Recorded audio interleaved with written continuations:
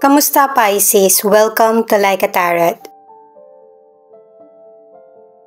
Alamin natin kung anong energy ang ipapakita para sa relasyon, sa iyo at sa person mo. Sa uli kukuha ko ng charms. Para sa mga bagong viewers, ang reading na ito ay timeless reading, general reading at guide po lamang kaya hindi magre-resonate sa lahat. Kunin mo lang yung akma sa sitwasyon mo. At kung kailan mo ito napanood, yun ang start ng 1 week reading para sa iyo. Ikaw na magpalit kung si person mo ito o ikaw. Angels and guides, please guide us. Thank you. Ayan, lumilipad pa. Ang card para sa relationship ay forgiveness.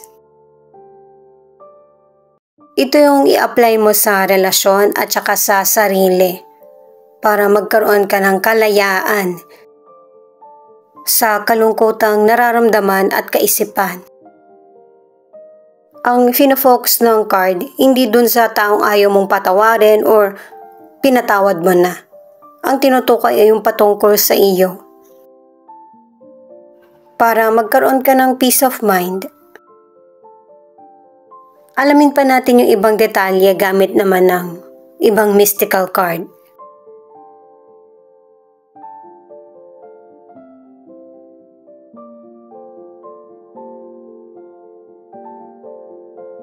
Connected sa card na ito na forgiveness, yung damage na pareho kang nasasaktan sa sitwasyon. At ito yung kailangan yung gawin ng person mo, yung ayusin kung ano yung koneksyon na nasira. Pero kung ginost ka na nung person, kasagutan na rin yun sa tanong mo. Na mas dapat mong unahin yung sarili mo, itong self-love, na magkaroon ng healing. Kasi itong destiny, obvious naman sa mga cards mo na ibang landas na yung tatahakin mo. At itong mahirap na sitwasyon na pinagdaanan mo ang naging daan para magkaroon ng bagong chapter ang buhay mo. Kuha pa tayo ng isang card. Disagreements. May mga sitwasyon talaga na hindi kayo mapagkasundoan. At saka nakadalawang cards ka na pareho niyong gustong maayos yung situation pero hindi kayo magtama. Marami kasing tao ang nagkakaroon ng maling akala na yung desisyon na ginagawa, akala yun na talaga yung tama. Alamin natin gamit ang tarot cards patungkol sa clarity sa relationship nyo.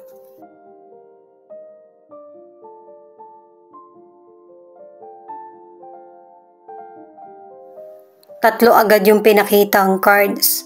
Page of Wands, 4 of Cups, at 10 of Cups. Kung magkasama pa kayo ng person mo, may chance na maayos ang relasyon nyo. Kaya lang may pagka-immature itong person mo.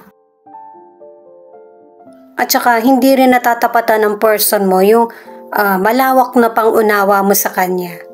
Kaya nga pinapakita na maayos kayo, yung family or yung relasyon nyo kasi isa sa inyo yung mapag-unawa. Hindi lang pang-unawa, kundi malaki talaga yung pagmamahal sa person. Sa career, meron ka namang maayos na trabaho pero nag-iisip ka pa ng ibang paraan para kumita. Pwedeng ikaw yung gagawa nito or ipapaasikaso mo sa person mo or sa family. Pero ang advice ng card sa career, kung ano yung kaya mong bigyan ng atensyon, ito lang muna yung mas pagtuunan mo ng pansin. Yung career mo man ngayon o kaya negosyo, dalawa man ito or isa, meron itong magandang resulta.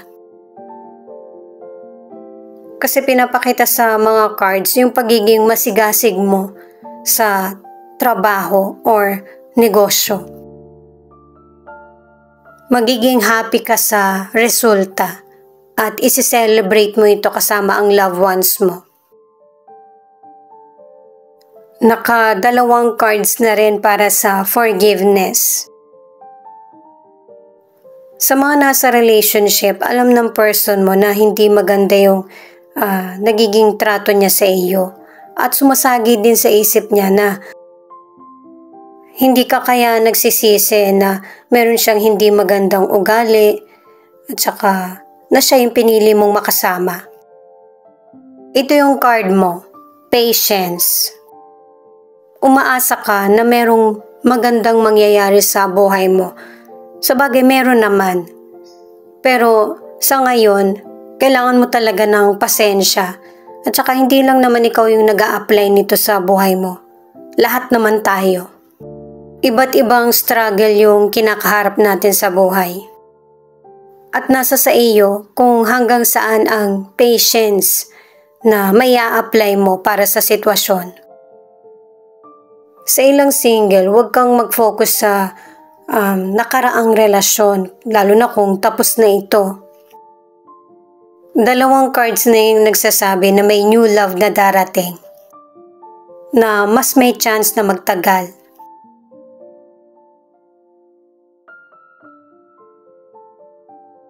Ito pa yung ibang mystical card mo, na ang ilan sa inyo meron ka ng sitwasyon na gusto nang matapos or iwasan. Kaya lang sa second card mo, pinapakita na urong-sulong ka sa gagawin mong desisyon or plano.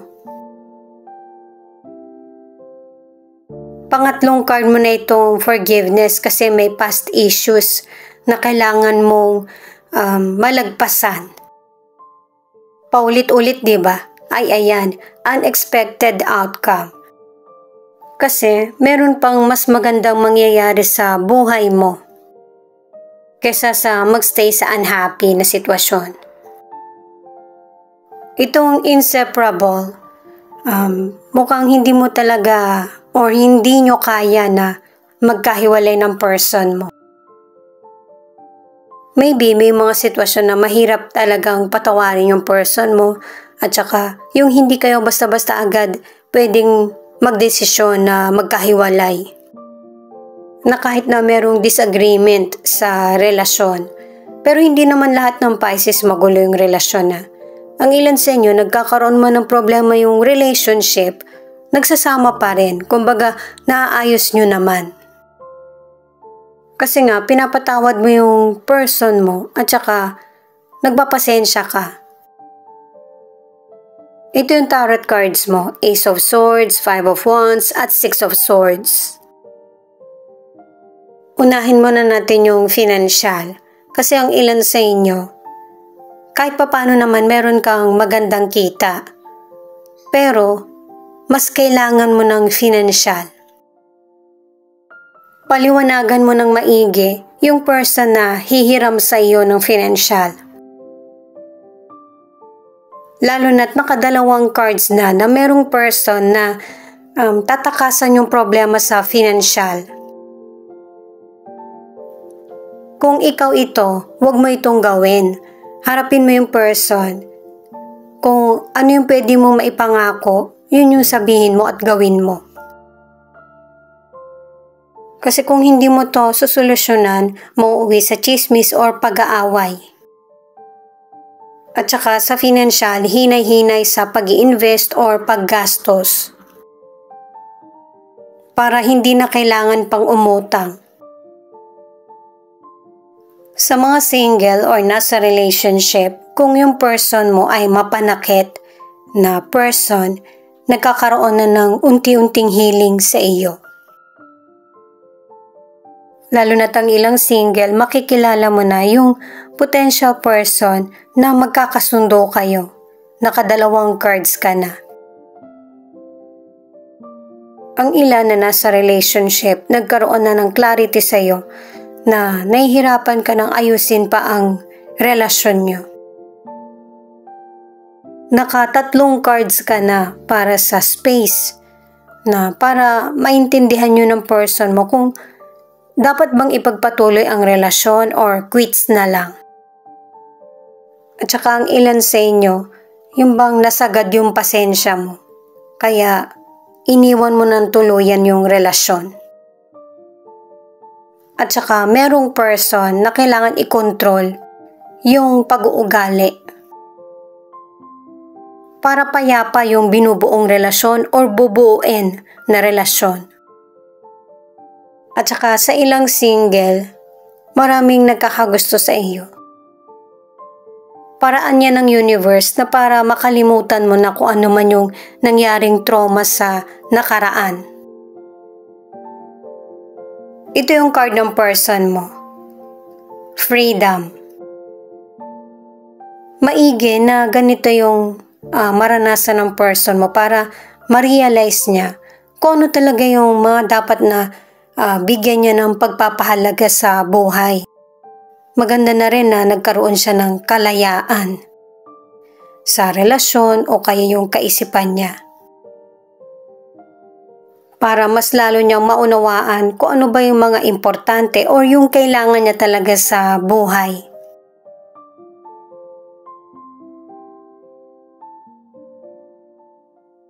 Pasensya na kayo guys kung napuputol. 2 beses na kasi uminit yung camera ko eh.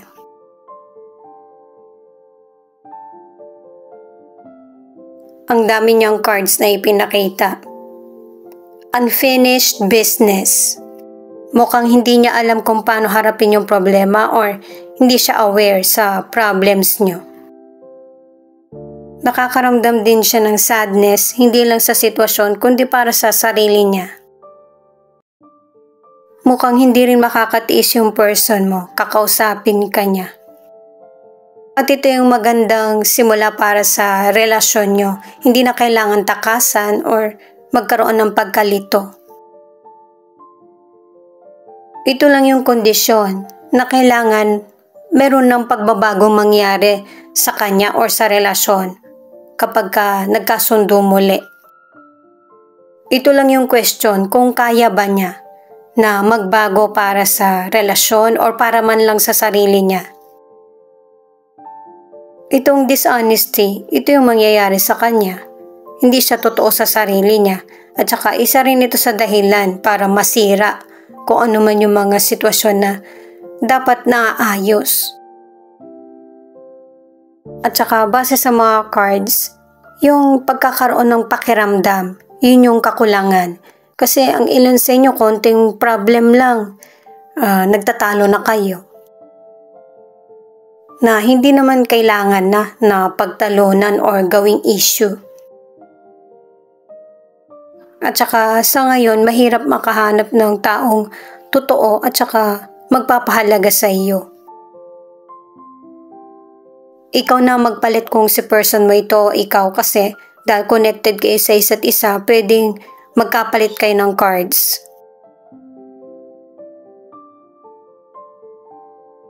King of Swords, 8 of Wands in reverse, at 10 of Pentacles in reverse. Kahit hanggang dito sa mga cards na ito, pinapakita yung hindi nyo pagkakasundo at saka merong nanggugulo sa relasyon nyo. Naka-2 cards na. Sa kalusugan, naka-2 cards na ang ilan sa inyo may posibilidad na maoperahan ka. May posibilidad na dahil sa meron kang sakit or nasugatan ka. At saka pinag-iingat ka rin ng mga cards sa disease kasi kapag nakapasok ito sa katawan mo, ang bilis kumalat. Kaya panatilihin yung cleanliness at saka yung healthy na pangatawan. 2 cards na yung nagsasabi niyan. Kasi merong illness na hindi siya napapagaling kahit gaano man karami yung pera na meron ka. Yun yung sakit ng ilan sa inyo sa family. Kaya kapag meron ng history na ganito, pangalagaan mo yung katawan mo. Sa relationship or sa mga single, kung hindi ka marunong mag-control ng pag-uugali mo, mahihirapan ka makahanap ng partner. Naka-3 cards ka na. Ang ilang single, hindi nagtatagal yung relasyon na binubuo mo. Kasi, hindi ka sure kung gusto mo ba ng pangmatagalan or makikipagrelasyon lang muna. Ang ilan na nasa relationship na walay excitement at saka hindi nagpo-progress ang relasyon nyo. Kaya nauwi ito sa hiwalayan. Ito yung bottom of the deck na Queen of Pentacles. Card mo ito na ang ibig sabihin, yung buhay mo magiging payapa at saka mas magiging maganda. Ano man yung mga negatibong nangyayari sa buhay mo, kaya ito inaalis or nararamdaman mo na masakit para sa iyo na bakit ito yung nangyayari kasi hindi mo na to deserve. At saka sa bagong buhay na sisimulan mo, mas stable na to at happy. Lalo na't ang ilan sa inyo, nakipag-iwalay ka na sa nakarelasyon mo.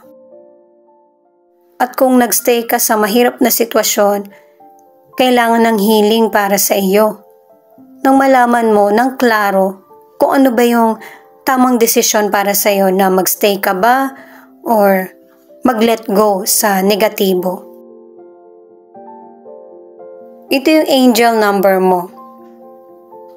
11:11. Your soulmate is out there, manifesting you. This person has missed you for a long time and dreams about being with you.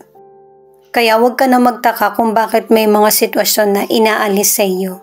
Kasi merong mas magandang nakatadhana para sa iyo. Ito naman yung charms. Marami nga palang salamat sa mga nag-like, share, comment, and subscribe. Ingat kayo palagi. Ito naman yung ilan sa nangunguna na zodiac sa reading na ito. Posibleng kahit hanggang dito sa charms mag-resonate sa iyo or hanggang sa tarot cards lang.